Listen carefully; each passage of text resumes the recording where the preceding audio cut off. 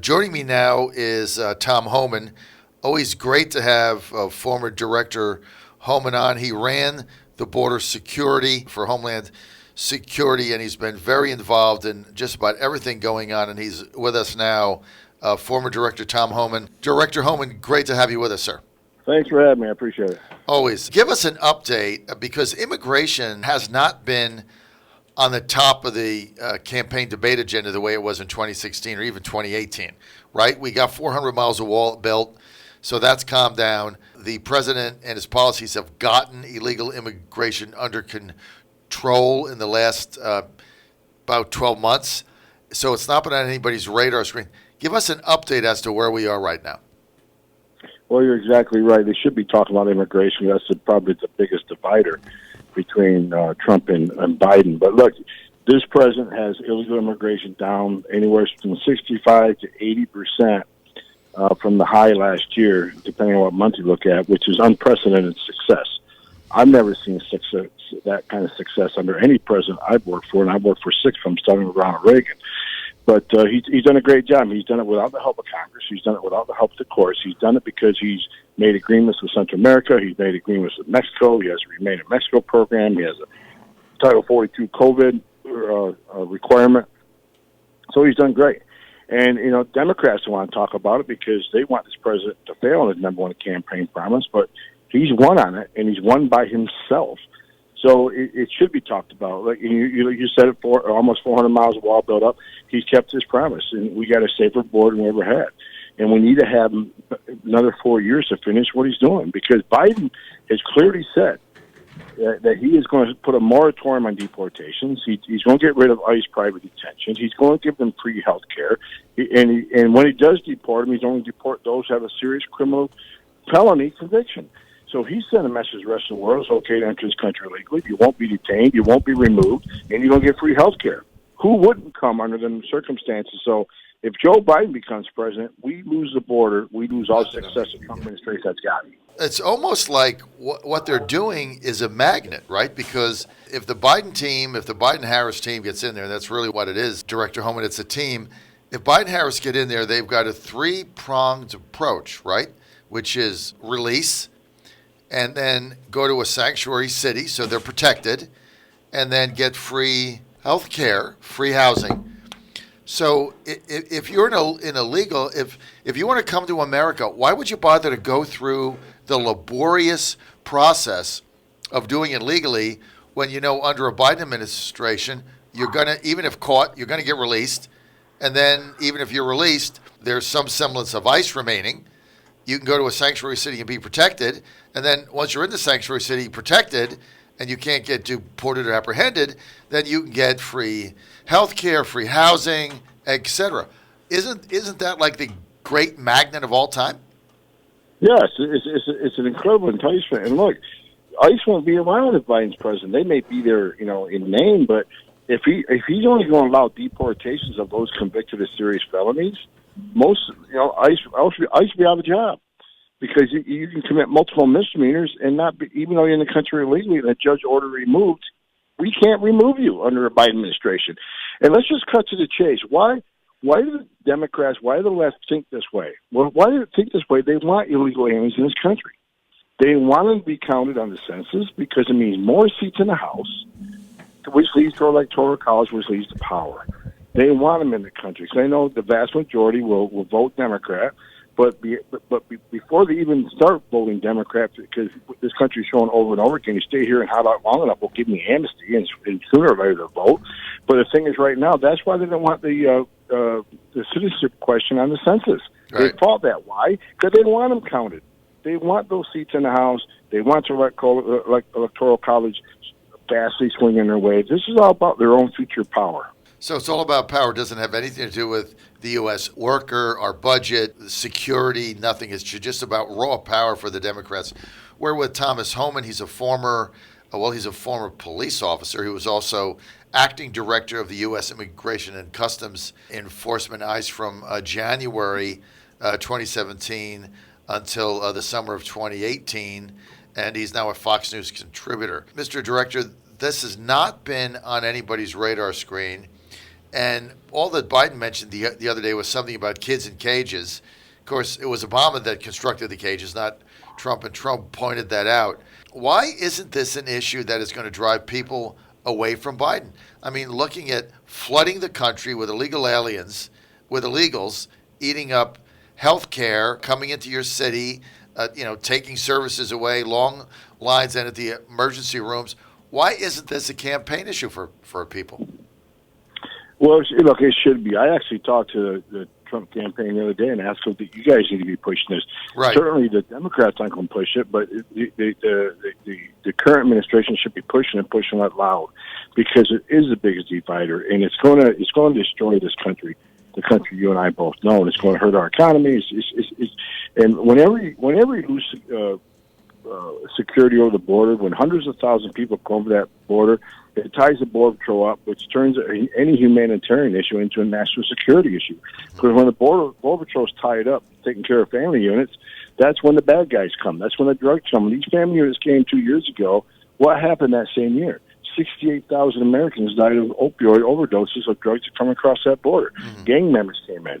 And I'll say this, if there's not a secure border and Border Patrol are all tied up with these family units dealing with all these illegal aliens, that's when, if you're somebody in this world who wants to come here and do us harm, wants to blow something up, you're going to come across that border the same way 20 million others did, especially when half the Border Patrol is no longer online because they're busy with family units and illegal alien processing.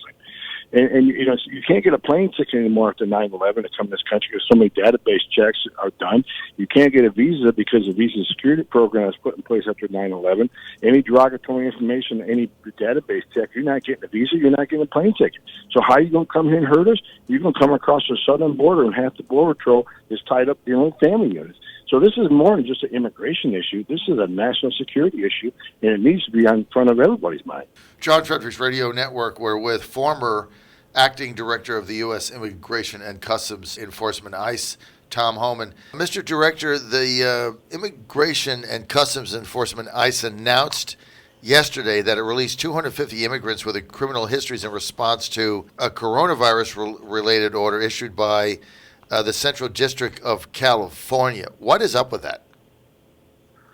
Well, the judge over there who rules against ICE constantly made a decision that they need to drop the population in facilities greatly to give them detainees have 6 foot social distancing.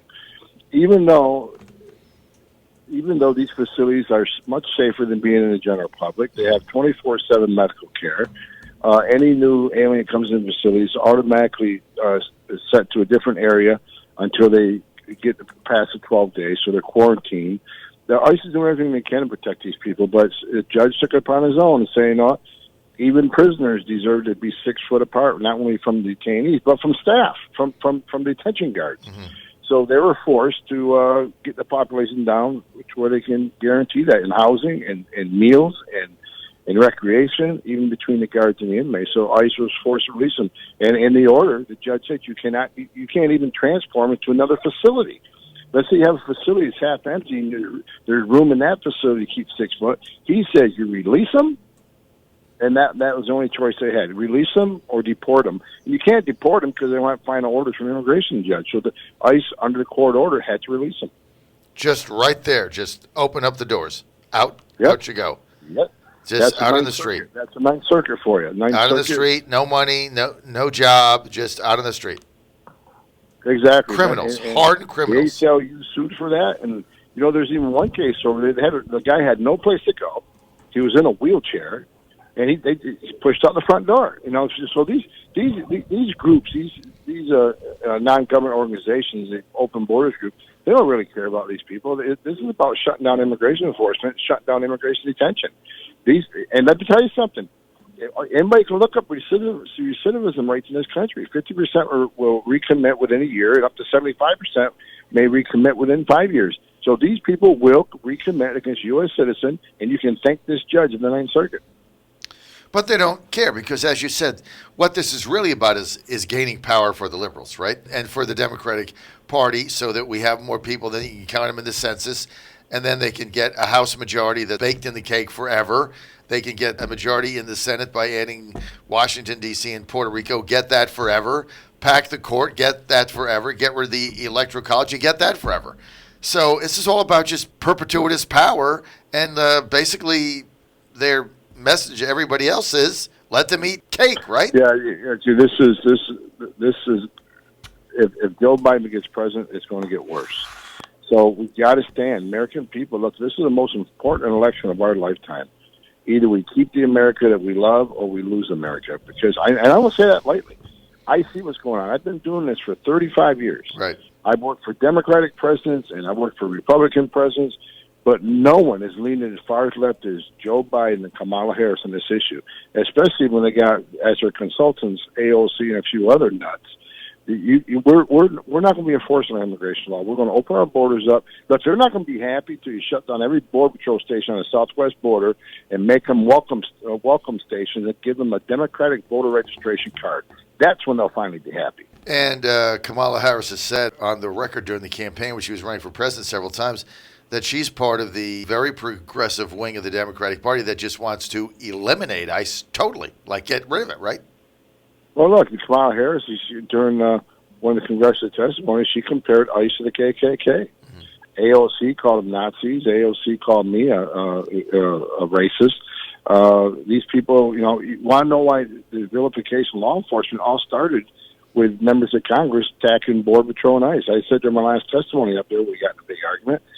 I've never seen such hatred toward law enforcement agency in my life. Now you see what's going on in these cities across the country. There's, these groups have no respect for law enforcement. They're spitting on them. They're assaulting them. They're burning. They're looting. They're not. Look what happened yesterday with the shooting of the black man with a knife. They refuse to even listen to a law enforcement officer or take their orders. If they comply with a law enforcement officer, they wouldn't be hurt. But look, Congress has led by example. The most powerful people in our country in Congress, including Nancy Pelosi, who compared federal agents to stormtroopers. They've taken the lead. They started this chaos, and they need to take full responsibility for it. Because the average citizen says, "Well, if Speaker Pelosi thinks they're stormtroopers, I will too." Well, Director Homan, let me just ask you a final question, and I want to get to Philadelphia. Riots there, 2 days. Looting, burning, pictures of people taking out washing machines from Walmart on a dolly, TVs being carted out as if it was just open season. Just a horrible situation. Stores getting burned out, everything busted up, and 2 police officers shot alleged assailant coming after them with a knife. What were they supposed to do? They did exactly what they should have done. Look, if you're going to come at a police officer with a knife, threaten lethal force, ignore their orders or drop the knife. You can continue to approach them, and they retreated several times. You watch the video, but they can't get in their car and retreat the neighborhood because if that guy's willing to take on an armed officer, then he's an extreme danger to your average citizen. So, look, you walk toward a law enforcement officer with a knife and threaten to kill him, you're going to get shot. And that's the way they're trained, and that's the way it should be. These officers, they're human beings too. They did everything they could to talk him down, to keep retreating, but they can't retreat to the neighborhood. They can't leave that neighborhood at risk of this person. Again, if you're willing to take on a law enforcement officer with a gun pointed to you, you're an extreme danger community. They just can't walk away from that. And people can go to YouTube and look up videos. There are actually police body cams of them doing the same sort of reaction, a man with a knife attacking them. And after there's one incident where they shot that man 7 times. And you know what he did? He got back up and ended up stabbing an officer. So look, a person with a knife is extremely dangerous. And when you shoot somebody, it's not like the movies. They just don't drop and die. And no one wanted to see what happened yesterday happen. No one wanted to see this man die. But the police officers have the right to defend themselves from a threat of lethal force. So Biden says they should have been shot in the legs. That's just a ridiculous statement. No, I've been to several police academies. I've been a cop for 34 years. No one trains you to shoot in the leg. You shoot to stop. That's what you shoot to do. And in the academy, they teach you to shoot center mass. They don't shoot, and everybody says, well, you shoot to kill. Not really. What they teach you is you shoot to stop. If this person's a threat to you or somebody else, you have to use lethal force. You shoot to stop him. If he dies, that's unfortunate. If he doesn't die, well, that's good too. But you shoot to stop. You don't shoot people in the leg. It's just ridiculous. There's not a police agency in this world that trains that way. Because if you miss, you're dead. You always see the center mass. That's where you're trained. Thomas Homan, thank you for being with us, sir. It's always great to have you on.